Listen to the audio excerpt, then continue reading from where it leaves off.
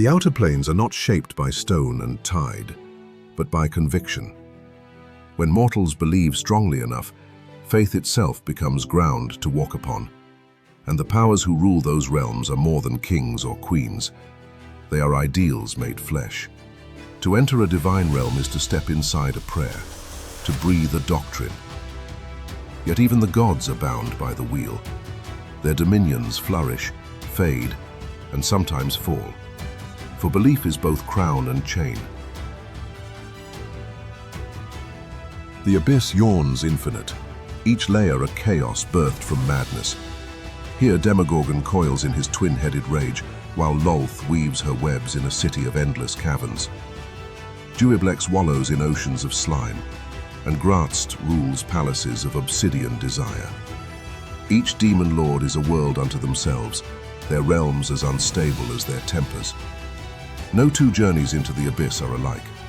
A traveler might step from a pit of gnashing teeth into a jungle that bleeds, then into a throne hall made of shadows. The abyss mirrors the chaos of belief turned poisonous, every dream of ruin, every impulse of cruelty, given endless flesh. Order does not save souls in Baator. It damns them efficiently. The 9 hells descend in a perfect chain, each layer ruled by an archdevil. At the bottom sits Asmodeus, Lord of Nessus, his throne carved from serpents' coils. Above him reigns Baator, the Iron Duke of Dis, Mammon, the Hoarder of Minaros, Belial and Fianna entwined in Phlegethos, and others who scheme endlessly, bound by infernal law. Each realm reflects its master. In Cania, ice sharper than law punishes treachery. In Malbolge, the ground itself writhes in torment. Devils wield contracts as blades, binding mortals with ink as surely as with chains. To enter Baator is to enter a bureaucracy of sin, where every soul is a case file, and every case ends the same.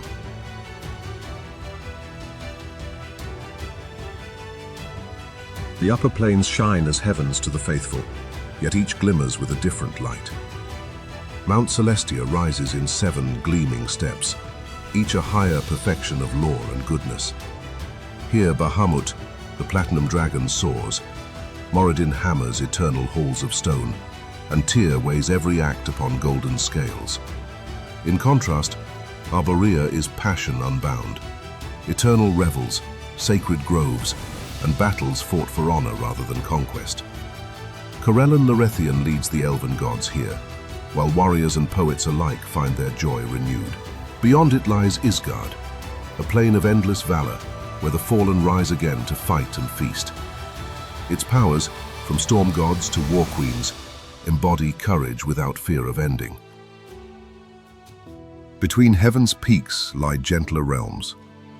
Bitopia stretches in twin layers, one pastoral, one crafted by artisans. It is the home of Garl Glittergold and the gnome pantheon, where work is worship and every creation sings of care. Elysium flows in quiet rivers, a plain of peace where the weary find rest without chains of law. The gods of kindness dwell here, their realms open to all who seek solace. Then there is Arcadia, shining with perfect harmony, every grove in order, every law in service of good. Here even the trees grow symmetrical, and the gods who dwell there embody unity, a vision of paradise that tolerates no discord.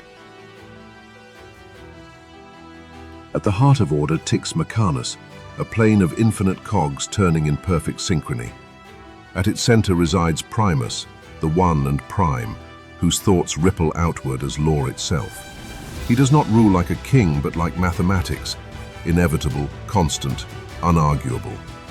His servants, the Modrons, march in endless hierarchies, spreading the wordless creed of order. For mortals, Mechanus is alien, a place where no wind blows, no song rises, only the endless hum of the cosmos keeping time with itself.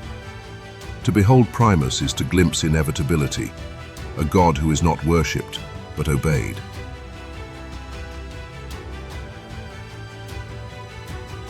The grey waste of Hades drains color, passion, and hope.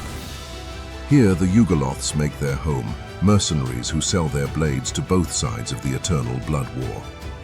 At their head stands the Oinoloth, master of disease, brooding in the wasting tower.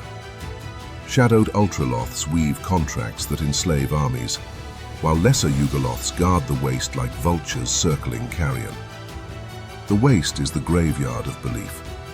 Temples sink into ash, prayers fall silent mid-breath.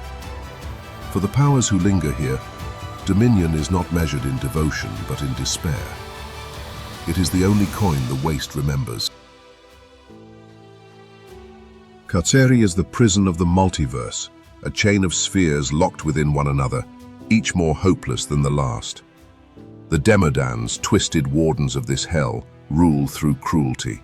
The Shatters embody slow suffocation, the Kelubars reek of filth and mockery, and the Pharastas delight in torment. Gods who defied their peers or lost their worshippers often find themselves stranded here, exiled without hope of return. Carceri is not only prison but warning. Power is not immunity, and even divinity can be shackled. Sloping volcanic worlds define Gehenna, where no ground is level and greed burns like acid rain. Here dwell the Yugoloth generals, alongside forgotten gods of avarice and cruelty. Every cavern drips with schemes, every peak is mined for wealth that feeds no hunger. Gehenna's rulers are not paragons but opportunists, powers who thrive in misery and betrayal. To traffic here is to play with debts that cannot be repaid, for the slopes themselves slide ever downward, carrying all who walk them into ruin. The howling tunnels of Pandemonium echo with wind that never ceases. In these caverns, voices scream until reason withers. Lesser powers of madness and exile make their homes here, gods who lost their followers or who embody chaos unshaped. Few seek them willingly, for Pandemonium devours sanity. Yet whispers say bargains can be struck here, promises given in storms of shrieking air.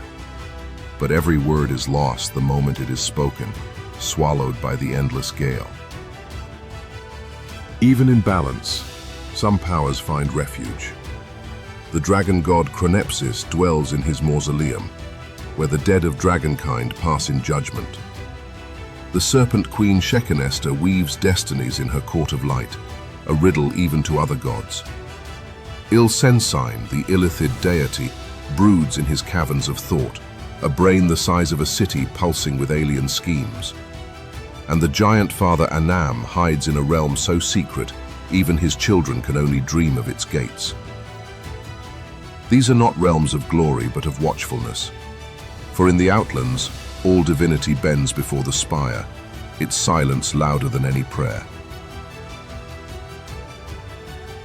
The outer planes are a patchwork of faiths, each divine realm a kingdom of thought made real.